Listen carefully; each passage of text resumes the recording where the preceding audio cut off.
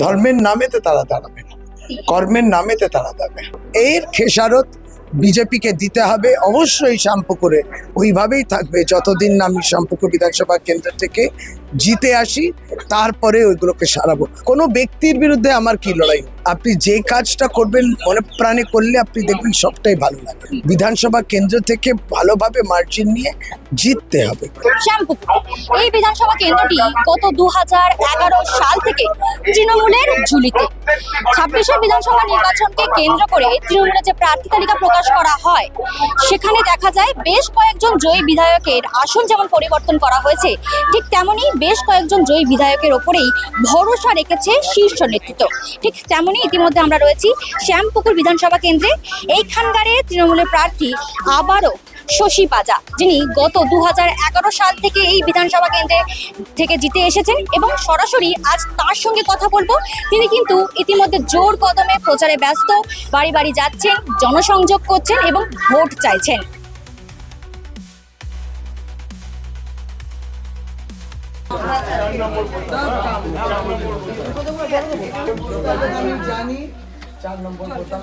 আমরা সঙ্গে পেয়ে গিয়েছি শ্যামপুকুর বিধানসভা কেন্দ্রে তৃণমূল প্রার্থী শশী পাজাকে। তিনি আপনাকে হাতে গোনার পথটা মাত্র দিয়ে প্রচার কেমন চলছে? একদম ইন্টেন্স ক্যাম্পেইনিং এবং একবারই চূড়াতে চলে গেছে ইন্টেন্সিটি, যেটা বলে ক্যাম্পেইনিং এ প্রচার। তো দরজা দরজায় তো আমি ক্যাম্পেইন পুরোটা করছি, ওয়ার্ডে মিছিলগুলো তো হয়ে গেছে, পথসভাগুলো আরম্ভ হয়েছে, বক্তব্যগুলো আরম্ভ হয়েছে। মানুষের কাছে আমরা কি করেছি, কি করব আগামী দিনে, বাংলার বিরুদ্ধে যে ষড়যন্ত্র, এই বিজেপি বুলডোজার পার্টি, এই সবটা নিয়ে আমরা এখন বিভিন্নভাবে পথসভাগুলোতে বলি। দিনের বেলায় এরকম দরজায় দরজায় গিয়ে একদমই দুয়ারে প্রার্থী। 4 বার এই বিধানসভা কেন্দ্র থেকে এই নিয়ে দাঁড়াচ্ছেন, কতটা আশাবাদী এখানকার মানুষের? নিশ্চয়ই মানুষ আমাকে আশীর্বাদ দেবেন, আস্থাশীল দেবেন, সেই আস্থাটা আসে কারণ বিধায়ককে তারা সারা বছরই দেখেন, সুতরাং শুধু দেখেন না, কাজও করেন, রাজ্যব্যাপী কাজ হয়েছে, সেই সমর্থনটা পাবো।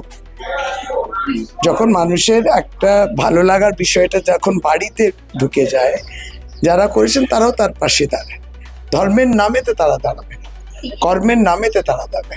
এইবারের লড়াইটা কি অন্যবারের থেকে কঠিন? এবারেও লড়াইটা স্বাভাবিক হতো, অস্বাভাবিক করেছে আমাদের বিরুদ্ধে যারা দাঁড়িয়েছেন সর্বভারতীয় বিজেপি। এটা ওরা ইচ্ছে করে এইগুলোকে করছে, নাহলে এরকম অস্বাভাবিক ভোটার লিস্টের মধ্যে ঢুকে গিয়ে ভোটার বাদ দেয়া বৈধতা নেই, বৈধ ভোটারকে বাদ দিল বলে এটা অস্বাভাবিক একটা নির্বাচন তারাই করেছেন, দায়িত্ব তাদেরই নিতে হবে, মানুষ তার বিরুদ্ধেই ভোট দেবে। এর জন্য কি প্রভাব পড়তে পারে, মানে ভোট বাক্সে কি আঁচ পড়তে পারে? আর এর জন্য প্রতিবাদী ভোট পাবে, প্রতিবাদী ভোট পড়বে। যারা ভোটার লিস্টে রয়েছেন তারা তাদের আত্মীয় স্বজন হয়তো ভোটার লিস্টে নেই, বন্ধু বান্ধব হয়তো ভোটার লিস্টে নেই, তাহলে পরে তার নাম কেন নেই? একটা বৈধ ভোটার জাস্ট বাদ চলে গেল, সুযোগ পেল না, এটা তো অত্যন্ত অগণতান্ত্রিক। ফলে তার হয়ে সে প্রতিবাদ করবে, ভারতীয় জনতা পার্টি পেরোবে না। বিরোধীরা যখন বারবার বাংলায় আসছে, তারা কিন্তু বারবার দুটো বিষয় তুলছে, সেটা হচ্ছে নারীর সুরক্ষা আর বাংলা যে শিল্প হয়নি সেই বিষয়টি। আপনি একদিকে নারী বেশি ঘুষপেটিয়া, তাই জন্য এত নাম বাদ গেছে, সব মিথ্যে কথা।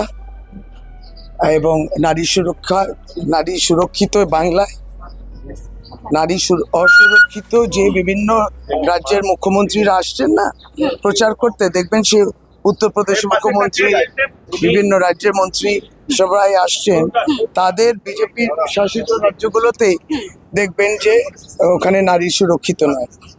যে 71 জন ক্যাবিনেট মন্ত্রী নরেন্দ্র মোদীর, সেখানে 28 দিনের সিরিয়াস 28 জনের বিরুদ্ধে কেসেস, ক্রিমিনাল কেসেস, তার মধ্যে 19 জনের বিরুদ্ধে সিরিয়াস ক্রিমিনাল কেসেস। কিসের? নারীর উপরে অপরাধ। আর এইসব বড় বড় কথা না বললেই চলে। শিল্প হয়নি, সারা দেশব্যাপী কি শিল্প করেছে তারা, তাহলে এত বেকারত্ব হতো কেন? এটা তাদের ব্র্যান্ডিং, রং ব্র্যান্ডিং বাংলাকে। এখানে যা শিল্প এসছে আরো আসবে, শিল্পপতিদের ভয় দেখালে হবে না। বিপুল ভোটে জয় করুন। ভোট দেবেন কোনখানে?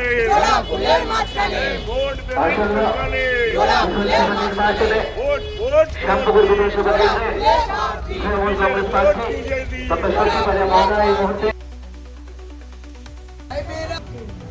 চার নম্বর বোতাম টিপে ভোট। ঠিক আছে, বাংলাকে বাঁচাতে ভোট। মমতা বন্দ্যোপাধ্যায় পুরো আমাদের। ঠিক আছে, ঠিক আছে, আসছি উপরে উপরে উপরে।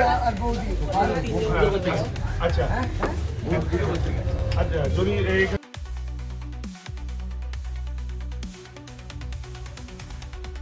যেটা বলছিলাম যে যখন ব্রিগেড সমাবেশে প্রধানমন্ত্রী নরেন্দ্র মোদী আসলো, তখন দেখা গেল আপনার বাড়িতে একেবারে উত্তেজনার পরিস্থিতি। সেক্ষেত্রে দাঁড়িয়ে এই যে অভিযোগ, পাল্টা অভিযোগ, এর জন্য কি কোনো রকম ভাবে প্রভাব পড়তে পারে? যেটা অভিযোগ ছিল সেই সময়, ভারতীয় জনতা পার্টি এমন অস্বীকার করার চেষ্টা করছেন সেই দিনকে, কিন্তু অভিযোগটা তারাই প্রমাণ করে দিলেন যে অভিযোগটা সত্য। কারণ ভারতীয় জনতা পার্টির নেতৃত্ব দিলীপ ঘোষ থেকে অর্জুন সিং থেকে এই সেদিনকে কাঁথির যিনি প্রার্থী বিজেপি, সে পর্যন্ত বলে দিয়েছে যে শশী বাজার বাড়িতে হামলা করেছে। সুতরাং যেটা অভিযোগ বলছিলেন আমরা কি অসত্য কথা বলছি তা তো নয়, এটা সত্যি সত্যি কথা। সেই সত্যি কথাতে দেখা গেল যে ভারতীয় জনতা পার্টি উদ্দেশ্য প্রণোদিত মন্ত্রী বাড়ি, মহিলার বাড়ি আক্রমণ করেছে।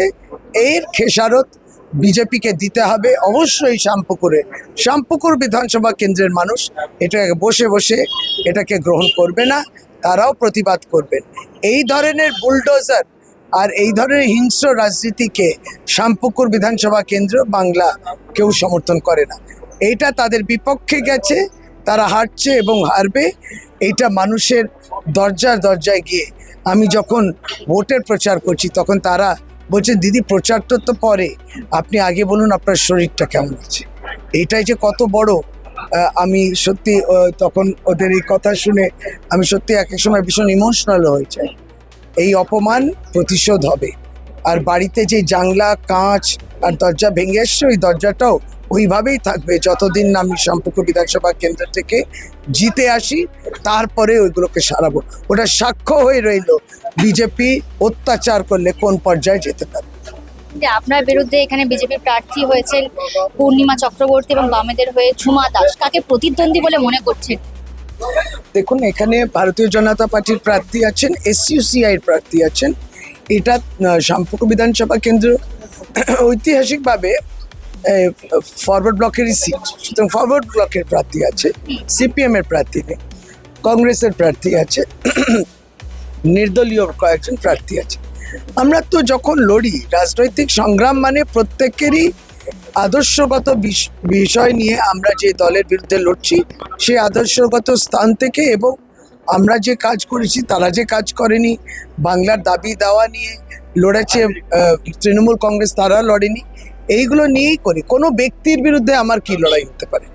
ওই ব্যক্তি যে দলের সিম্বলে দাঁড়াচ্ছেন তার বিরুদ্ধে আমার লড়াই। এবার তাদের যদি আমার রুচিতে বাদে কোনো ব্যক্তিগত আক্রমণ করে, কিন্তু তাদের রুচিতে বাদে না, তারা হয়তো ব্যক্তিগত আক্রমণ করে, সেটা আমার কিছু এসে যায় না তাতে।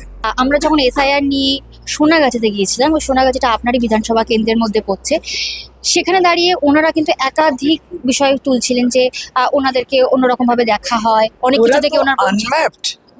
দেখুন, ওনারা যেখান থেকে এসছেন নিশ্চয়ই তারা তাদের বাড়ির লোককেও জানান দিতে চায় না তারা এই পেশার সঙ্গে যুক্ত আছে, যাই হোক, ফলে তারা আনম্যাপড পড়ে। কিন্তু তাদের হাতে এখন ভোটার কার্ডও আছে, তাদের হাতে আধার কার্ড সমস্তটাই আছে, এক এক সময় পাসপোর্টও আছে, কারণ দেশ বিদেশিকে তারা বক্তব্যও রাখেন।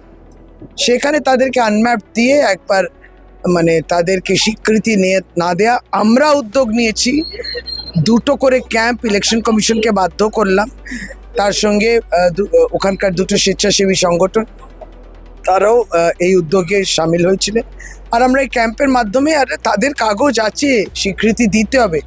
এটা তৃণমূল কংগ্রেস লড়েছে, নাহলে ভারতীয় জনতা পার্টি পরিষ্কার বাদ দেওয়া একটা ছিল। একটা ক্ষুদ্র মানুষ, যে একটা জলজান্ত প্রাণ, বছর পর বছর দেখেছি এখান থেকেছে, তাকে বাদ দিলে হবে? আবার বিধায়ক হওয়ার পর ওনাদের জন্য কি আলাদা কোনো চিন্তা ভাবনা রাখবেন? ওদের নিয়ে আমরা সারা বছরই কাজও করি, চিন্তা ভাবনা যারা যেমন করেন তাদের ছেলে মেয়েদের জন্য আমরা সেই কাজটা প্রতিনিয়ত করি, সেটা তারা জানে। রাজ্য সরকারও বিভিন্নভাবে কোভিডের কাল থেকে তারপরেও তাদের পাশে দাঁড়িয়েছে। এটা বিভিন্ন আমাদের স্বাবলম্বন স্কিম ইত্যাদি মাধ্যমে যেটা ওরা গ্রহণ করবেন, তার জন্য রাজ্য সরকার সবসময় আছে। পেশায় আপনি চিকিৎসক আর এখন আপনি নেত্রী, দুটো জীবনের মধ্যে কোন জীবনটা আপনার বেশি ভালো লাগছে? এটা ভালো খারাপে না, সব জীবনই আপনি যে কাজটা করবেন মনে প্রাণে করলে আপনি দেখবেন সবটাই ভালো লাগে। চিকিৎসক জীবনেরও একটা অত্যন্ত নোবেল প্রফেশন, এইটাও এক ধরনের সোশ্যাল সার্ভিস। রাজনীতি যদি আপনি কাউকে বদনাম করার জন্য, অসত্য কথার জন্যে আর এই সমস্ত ক্ষতিকারক অপশক্তি ব্যবহার করা ক্ষতি করার জন্য, তাহলে ওটা দেখবেন এটাও সঠিক জায়গা থাকবে না। জায়গাটাকে সঠিক রাখতে হবে। রাজনীতি খারাপ নয় পারসে, রাজনীতি যারা করছেন তাদের মধ্যে খামতি থাকছে। শেষ প্রশ্ন দিদি, সরকার করার ক্ষেত্রে আপনি কতটা আশাবাদী? আর আবারও যদি সরকার গঠন করে তৃণমূল, তাহলে আপনি কি বিশ্বাস রাখছেন যে আবারও আপনার মন্ত্রী পদ বা অন্য কোনো এই কথাগুলো আপনারা জিজ্ঞেস করবেন না, এটা তো উদ্ধত্ত প্রকাশ, একবারই না। আমার ওই অহংকার আমরা রাখি না। আমরা দিদি আমাদের টিকিট দিয়েছে, এখন পাখির চোখ বিধানসভা কেন্দ্র থেকে ভালোভাবে মার্জিন নিয়ে জিততে হবে। মমতা বন্দ্যোপাধ্যায় এত কাজ করেছেন, আজকে তার শেষ দিকে দুয়ারে প্রার্থী, এবং প্রতিটি কাজ দুয়ারে দুয়ারে গিয়ে আমি জানি ঢুকে কাজ হয়েছে। মানুষ তার উপলব্ধি, তার অভিজ্ঞতার কথা বলছে। সুতরাং একটা প্রত্যাশা আমাদের মনেও থাকে যে আমরা ভোটটা পাবো। ধর্মীয় মেরুকরণ করে, ভাষার মেরুকরণ করে এইভাবে বিভাজনে রাজনীতি বাংলার মানুষ সেটা একদমই অ্যাকসেপ্ট করে। বিপুল ভোটে জয় করুন। ভোট দেবেন কোনখানে? ভোট দেবেন কোনখানে? 4 নম্বর বোতাম টিপে ভোট, ঠিক আছে? বাংলাকে বাঁচাতে ভোট, মমতা বন্দ্যোপাধ্যায়।